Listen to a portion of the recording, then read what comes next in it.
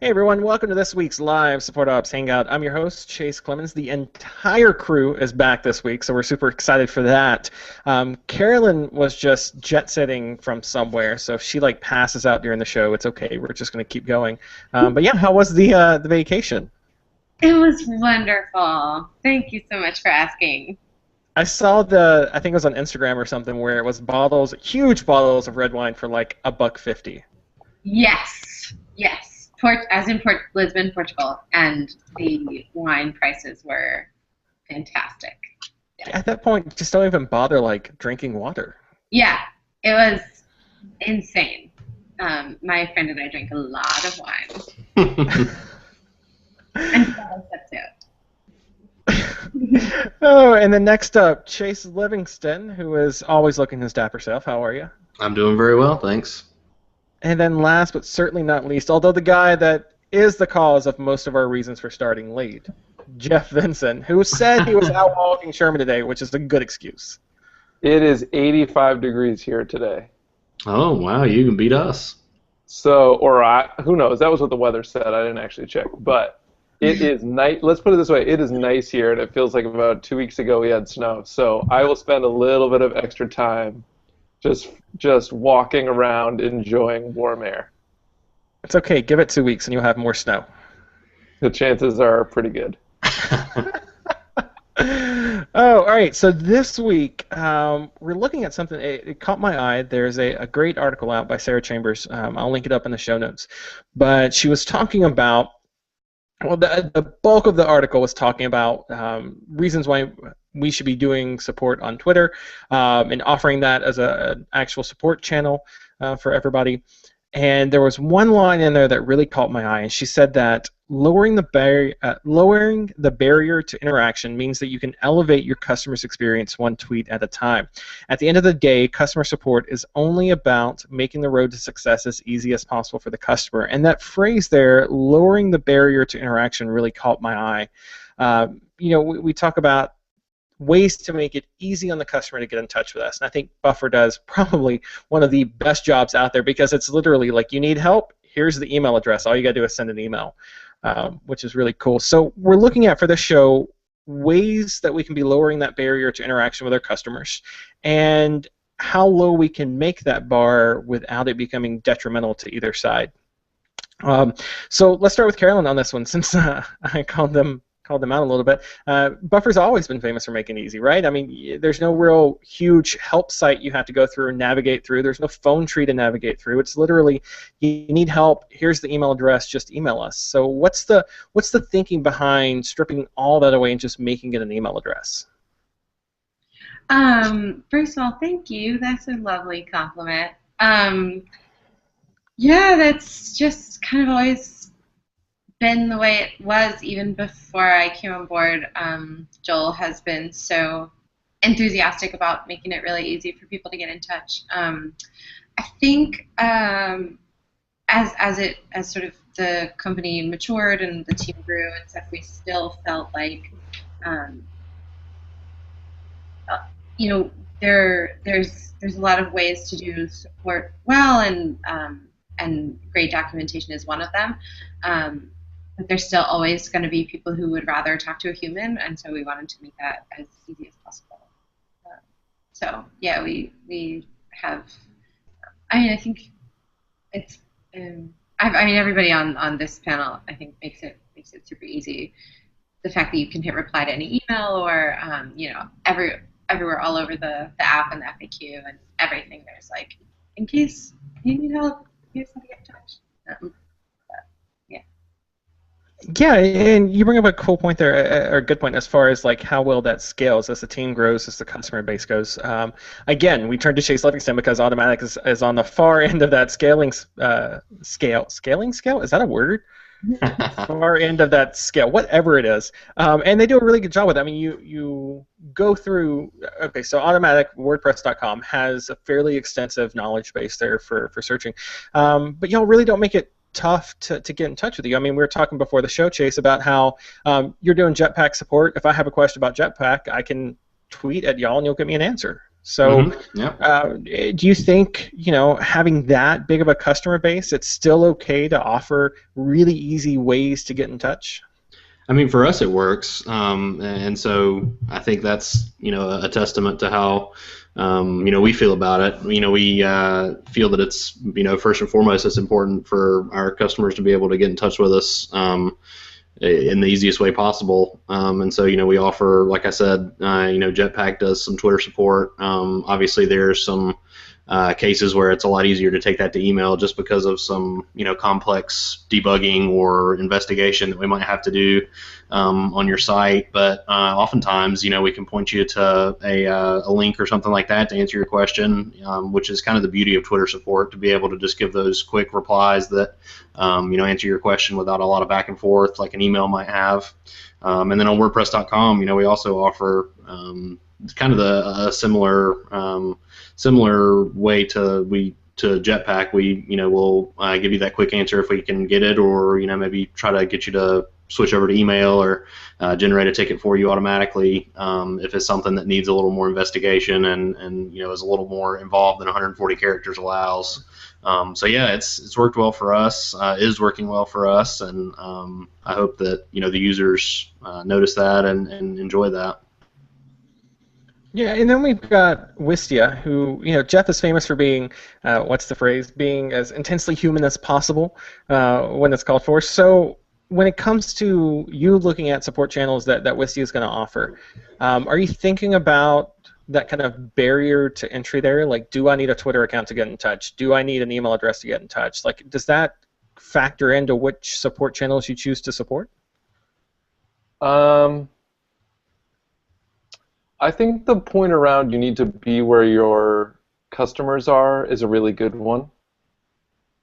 Sarah makes that point in the article, and I think you made that point a little bit earlier, Chase. But it is about a couple of things. One, the word customers in that sentence is pretty important. So you need to know where your customers are, not where everybody who wants to talk about your product might be.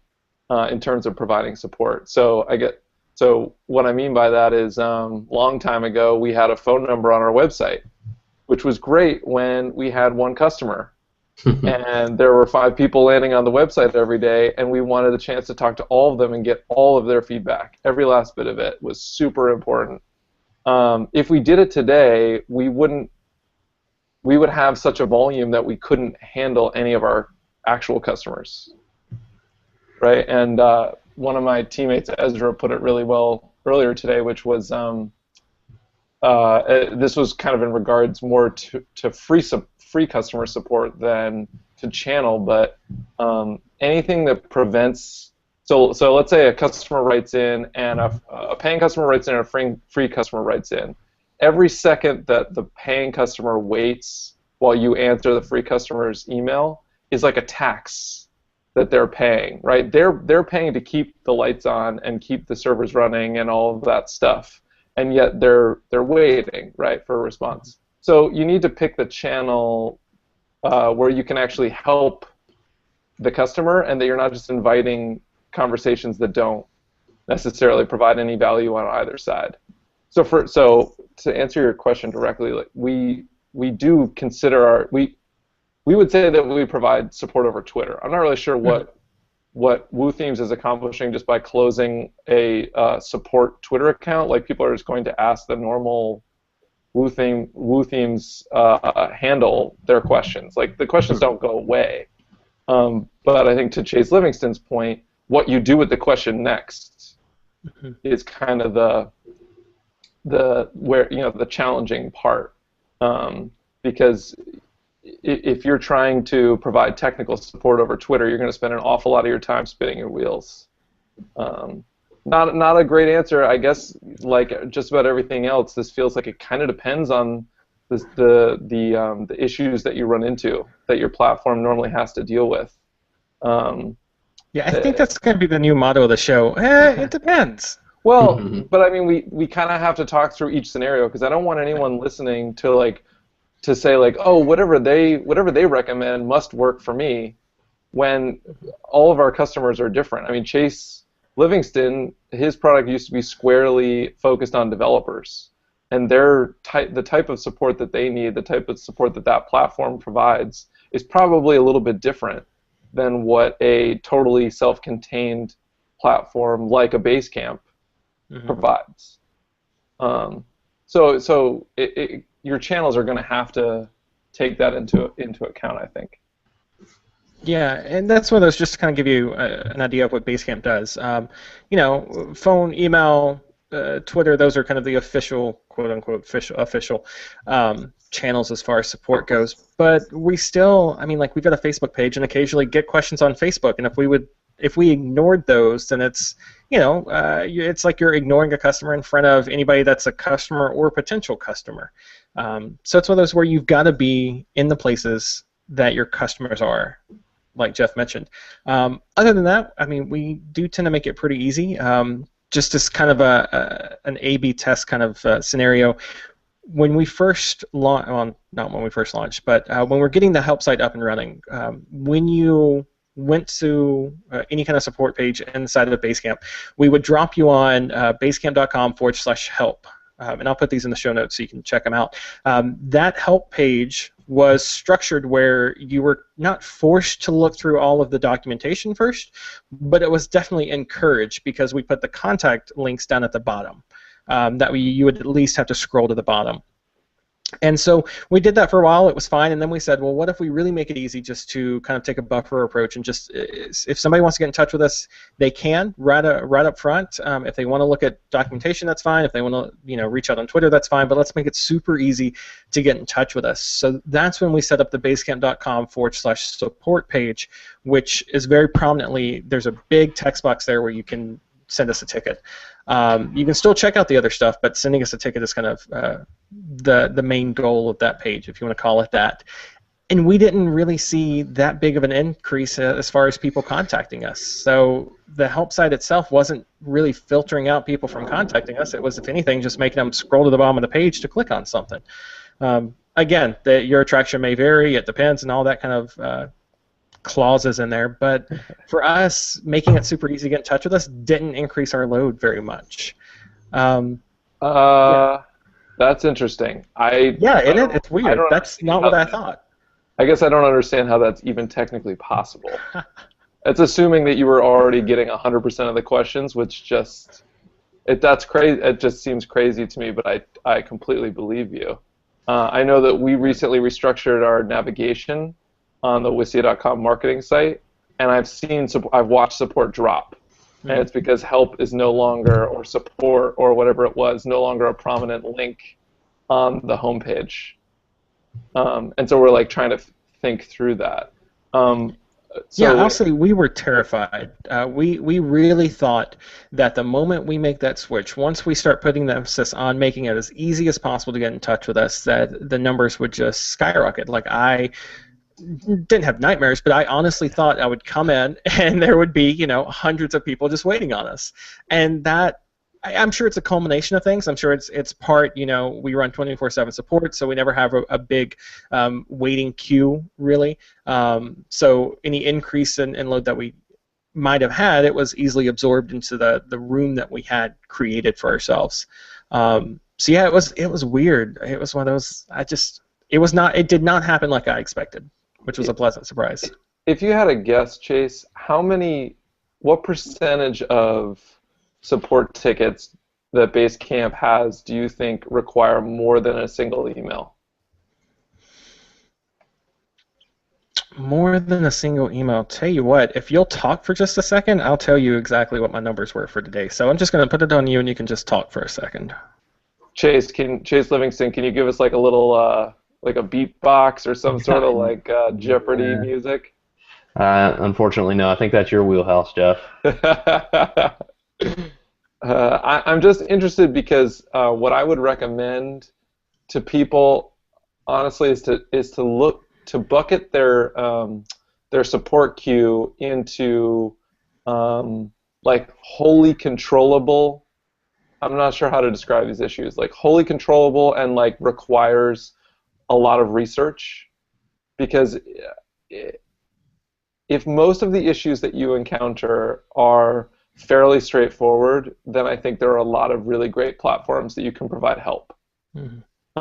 I think if a lot of the tickets that you run into because of whatever's going on your platform require a good amount of back and forth and a good amount of research and time, then you need to know what channel works for that. Like, chat is great unless it takes more than a minute to figure out the answer to someone's question, in which case you're just creating like the worst experience. Even Twitter, if I have to wait for a while for a response, I'm like, what are these guys doing? They're ignoring you. They saw your Twitter handle pop up, and they're like, yeah, you can wait. Which is smart. That's really great. That's what mailbox support is doing to me right now. All right, so all right, so on mine, as far as today goes, 60% of the cases that I touched were one email. So 40% of the ones required multiple emails back and forth. I don't have any conclusions to draw out of that number, but I think that that's important to take into account. Yeah, and that's one of those two. Again, customer bases are going to vary, right? So, for instance, I was trying to think. There's a couple of companies I've worked with for the last couple of weeks that have had confusion about how they set up their accounts. So those have been multiple emails back and forth. That'll die out once they finally understand what they've done, which they're using Basecamp a little differently. So that'll drop off. But yeah, again, your traction, your mileage is going to vary because you get some people like Zapier who they throw up just a kick-ass help site and still make their contact info pretty not prominent, but still easy to find. And they saw a massive dive in the number of tickets they were getting every day. So I think it just depends. Carolyn, back over to you.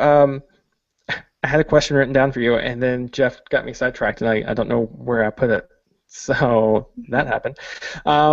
Yeah, so we talked about, making it easy as far as Twitter support, making it easy to get in touch with you as far as email support. Do you think that there's any time, kind of talking about what Jeff and I were just talking about as far as, making it super easy to get in touch, can you ever set that barrier to entry too low, like to the point where like you're just too overwhelmed with customer questions?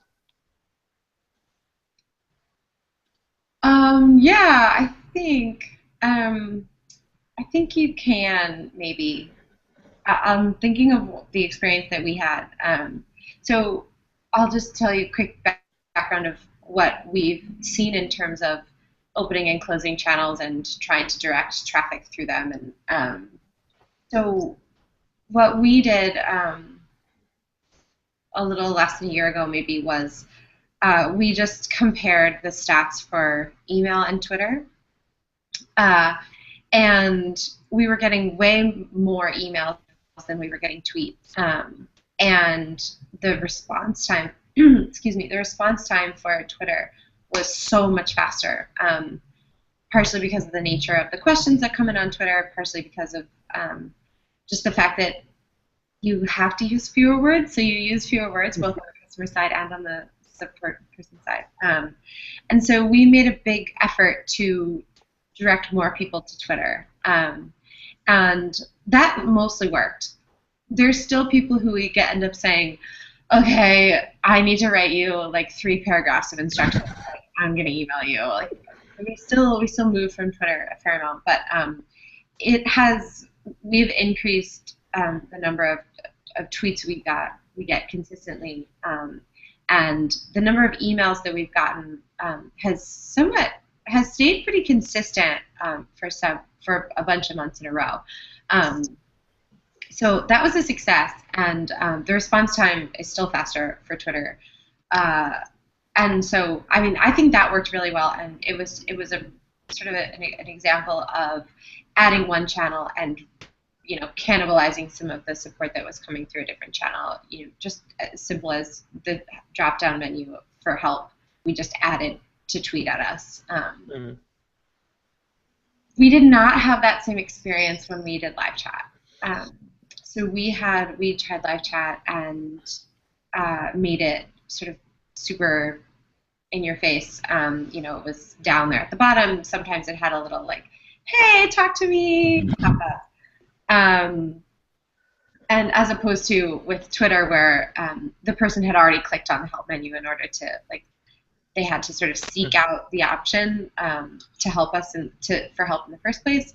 Whereas with live chat, it was just there, and we did get a bunch more people saying kind of like, "Hey, saw this button here, so I thought I would push it and say hi," which like on a lot of levels we love, and in some ways would really be thrilled to support that communication as well. But it seemed to draw a lot of attention, a lot more questions at all, and it did cannibalize a tiny bit, but not much, and yet like the total volume was going up so much because people were just kind of going like, oh yeah, like I wasn't motivated to reach out to you, but since this thing is here and you're talking, like I may as well just make this comment, whether it's like an actual question, in which case we've succeeded at helping people get the support that they need. But a lot of it wasn't. It was like, oh, I think it's super interesting what you're doing, and I want a job, and like all this stuff. So we've kind of had both experiences where sometimes it really works well to sort of try and divert support through a different channel, and sometimes it doesn't. So yeah, I think the live chat one, the experience that we had was kind of making it. It's not that it's making it too easy. It's more. I mean, I guess it is that it's making it too easy. It's just that it was sort of prompting communication where communication wasn't otherwise necessarily necessary, I guess. Yeah, that's one of those. It's always a double-edged sword.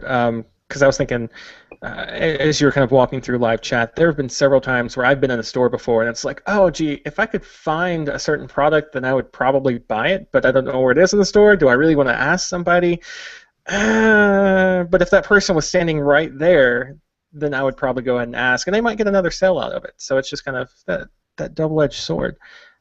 So Wistia shut down phone support as they grew. Buffer experimented with live chat and then eventually kind of shifted away from that. Chase, is there, when it comes to Automatic and Jetpack and that kind of thing, has there ever been something that, a channel that you tried and then just decided to back off because there was just too much coming in? Not that I recall. There hasn't been a ton of that. I mean, we obviously get a lot of live chat volume, and we aren't able to expand it as quickly to all of our products and all of our users as we would like to, just because of the volume that we end up with. So I guess in a way that's kind of a similar situation, but honestly, for the most part, the interactions we have over live chat and that I've seen are all genuine, like questions or feedback that's useful. We get a little bit of the, hey, I just wanted to chat, I saw this box here or whatever, but that hasn't been as big of a problem for us as it sounds like maybe it was for Buffer.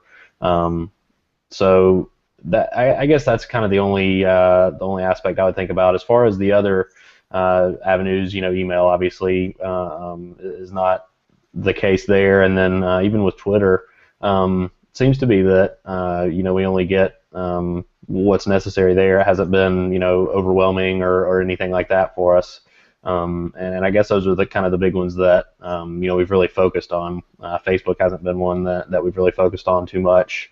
So yeah, I think for us at this point, all of the support mediums we've tried have gone pretty well. All right, and just to kind of round out the show, it's the same kind of thing for all three of you, and we'll start with Jeff on this one. Jeff, you touched on it a little bit earlier as far as offering different, for lack of a better word, offering different barriers here between free versus paying customers.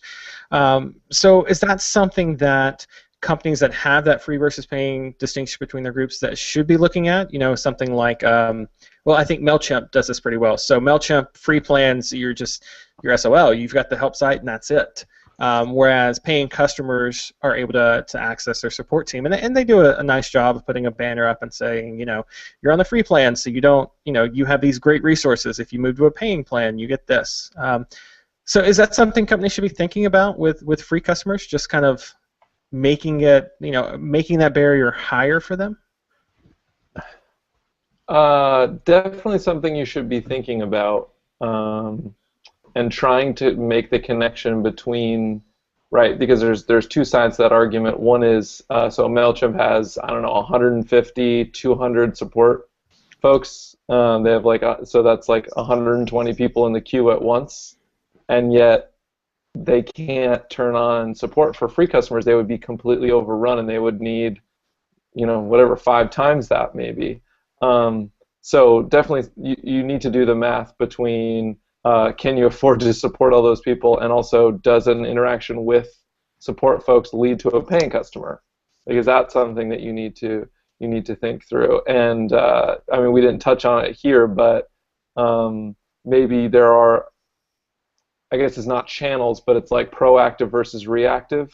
So maybe you're using in-app messaging, like an intercom or something like that, as a channel, but you're choosing when to create that conversation rather than just waiting for them to email in and then saying like, well, that's why we need to have this channel open and staffed appropriately, is because like every time they talk to us in live chat, they convert to a customer. So maybe you're turning that into a proactive thing instead. I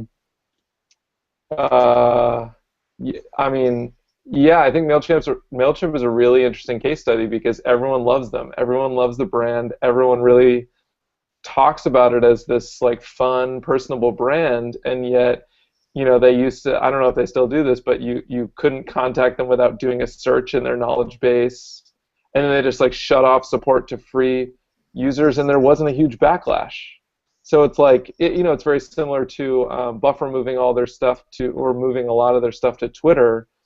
Well, when you're conversing with someone in Twitter, especially being that their handle takes up part of the 140-character limit, which is just ridiculous, but that's neither here nor there, you probably lose a lot of those personal touches that used to go into your emails, right? So it's like it just challenges a lot of the things that we think are important about support. I think it's really interesting to think through. Yeah, Chase Livingston, what do you think? Same one over to you. And I asked this because I was talking to a friend last week, and they were in a similar situation. They had launched a product. It was about 80-85% free customers versus 15% paying, and they were treating both of them the same. The barriers to interaction there were equal among those groups. So do you think, looking at automatic scale, both customer-wise, free-wise, and team-wise, do you think it's smart to have different barriers there, depending on if you're free versus paid? I think it's an interesting question. If you have the staff to support it, I think it's great to be able to offer the same support to your free customers as to the paid customers. With Jetpack, obviously there is no like paid Jetpack or anything like that, so we're just offering support to everybody who's using it because none of them really pay us, obviously. With WordPress.com, currently the main method of support for free users is our forums. Where we have an entire team of happiness engineers that do their best to get in and answer forum threads as much as they can. Sometimes, obviously, they don't get to every single thread, but they do as much as they can. So we don't offer email support through the contact form to our free users, but we do offer, like I said, the forums, and then new users that are I think less than 2 weeks old. Are offered live chat to try to help them get going and get them started with their account. Obviously in the hopes that they're going to become paid users if they have a good start with building their site right off the bat. So that's kind of how we do it. And then obviously our paying WordPress.com customers get email support, live chat, that kind of thing. So that's kind of how we structure it. I think at some point the hope is to be able to offer up everything to offer up all of our mediums to paying and free customers regardless, and maybe have different support teams focus on each group so that we can monitor and keep the response times for both as low as possible, obviously. And so that that's kind of the plan right now. But yeah, like I said, as of right now, free users are a little less able to get in touch with us on WordPress.com. All right, Carolyn, take us home, because I remember distinctly one of the first conversations I had with you. You were like, hell no, every customer is treated the same at Buffer. Paying, free, whatever, business plan, just your regular paid plan, all of it was exactly the same. Chase. You're looking the for awesome plan. The word you were looking for is the awesome plan. But yeah, all of them exactly the same. Don't make a distinction as far as paid goes. Is that still the plan going forward with Buffer? Yeah. You had to think about that one for a second. Yeah, I had to think about it because we have sort of gotten to the point. I think I mentioned this 2 weeks ago. Like, so we're kind of at the point now where the different plans feel a little bit like different products,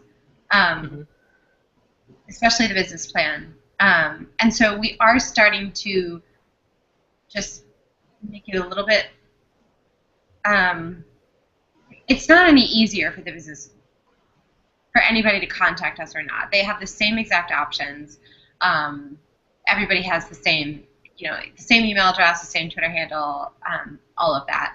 We do segment it a little bit on our end, and I think it is partially because business plan people pay a whole lot more. It is also that they are a slightly different product, so it just is starting to make sense for us to sort of have people specialize in the business plan, and certain people even prefer talking to customers like that. Some people really love talking to the little mom and pops that are like, I'm new to Twitter and I'm learning this thing, like I'm excited, help me. And other people are really advanced and integrating with Google Analytics and whatever. And different people on our team, in fact, gravitate to the different customers. So there's several different reasons why that's the case. Philosophically, I think we have shifted a tiny bit, but not so much that they have a different different options. I agree with Chase that yeah, not Chase Clemens, Chase Livingston. Yeah, well, no, I mean, Yes. I agree with Chase Livingston that if you have the staff for it, it's great to be able to offer the same experience for everybody. And that's our ultimate philosophy. We're at the moment we are not. That's not the case. We don't have enough staff at the moment to provide that really awesome experience for everybody. So we're having to make some sacrifices. On the Buffer end, the solution to that is try and build up the staff and continue to reach that and make sacrifices temporarily, not necessarily change our philosophy. I do think it's slightly tricky to try and say, like, people who do or don't interact with support, upgrade or churn or whatever, because people who interact with support are already the ones who are having problems. So that's not necessarily comparing apples to apples. But in general, we don't necessarily care if people upgrade at a higher rate because they've talked to us. It's more just a philosophy that we want people to have a really awesome experience. We want to be available to them regardless. Awesome, cool. So that's where we'll leave it. Let us know what your team does as far as the easy channels. And when I say easy, I mean literally like how easy is it to contact you via email, and do you have a phone number and Twitter support and all that kind of fun stuff. Let us know what you do, and let us know what you think about how easy, how low those barriers should be. How low can you go on those? Yeah, hit us up, supportops.co/contact, or on Twitter. We're at supportops there. Cool. So, wait, did I miss something? Jeff was just like, I heard something from that corner. Sorry. How low can you go? Just a really funny phrase out of Chase Clemens' mouth. I will tell you that as soon as so I guess for everybody else outside the show, I usually send out like show notes and things like that to this group, usually on the weekends. And as soon as I kind of got hooked on the lower the barrier to interaction phrase, I promised myself I would work in how low can you go somehow. So there it is. That's why it showed up there. All right, so that brings us to my favorite part of each and every week with this crew. It's this week's shoutouts. These are the things that are making us happy, so happy we want to shout them out from the rooftops and let you know you should be doing, buying, reading, sharing, whatever it is. Cool. So I will say props to Jeff and Carolyn on that, because that was pretty realistic. I didn't know if that was the audio button being pressed or what was going on. High tech there. Oh, so all right, Jeff, what's your shout out? Well, this week I am shouting out the Blue Apron design team. We've been using Blue Apron for probably 6 weeks or so, and I feel like I already shouted out the service. But then I happen to be the one who was opening the box that they send you last week, and every flap of the box and every piece of whatever material that they send that comes along with the box has been thought through and has some sort of message related to what they do. And I think that that is really inspiring to me. I almost wish we had a box that we sent people. Or, like, I'm thinking to myself, I wish that we had a box that we sent people so we could put messaging on it. And then I was like, we send boxes all the time, right? We send emails, we have login screens, all of these things. So it's just a reminder that that microcopy is super important, and I thought that they did a great job. So if I had a hat, I would take it off. Wow, we send boxes all the time. That's some deep thinking for this part of the show. Yep. You know, I'm just now coming online, Chase. I'm just waking up now. Oh, all right, Chase Livingston, what do you got for us this week? I'm not sure if I've ever shouted out If This Then That before, but if I have, awesome. They just came out with a new little, I think it's an app / service kind of thing called the Do button. And so it's like you can hook up any of, well, maybe not any, but some of their services to this, like, it's called the Do button. And so you can create like custom buttons to do certain actions. And so what I've done is the app lets you place a widget in your like Today View thing when you swipe down on your iPhone, and it has your like custom buttons in there. And so I've created a couple. I have some like Wemo lights and switches and things like that in my house. So you can just swipe down and then press that button and control the lights in your house, like turn them on and off just by pressing the button. So I don't have to go find the Wemo app and open it up. It even works when your phone's locked. I don't know how secure that is. I guess if somebody stole my phone, they could like turn my lights on and off constantly if they wanted to, but whatever. But yeah, it's a pretty neat little app, and I've just been playing around with it, but it seems like there's some pretty cool stuff you can do with it. So I've kind of gotten into the whole home automation thing lately, and so yeah, you should check it out if you're interested in that kind of thing. See, the next time we meet up now, I'm going to steal your phone. Exactly. I'm now going to spend the next like month trying to figure out how I can turn off all of Livingston's lights in the show. It's going to be a very elaborate heist, like Mission Impossible kind of elaborate. Exactly, and the end result is going to be turning off a bedroom light. Yeah. Yeah, but then Chase Livingston's wife will look up and be like, "Why is my light off?" And it'll be worth it. Very funny. Yeah, that's true. She probably would. Oh, all right, Carolyn, what do you got? Okay, I have two. The first one is more just recycling yours. I wanted to thank you for the shout out to read Station 11. I read it on vacation, and not only was it a very entertaining book, and had absolutely nothing to do with work, which was especially fun to read on vacation.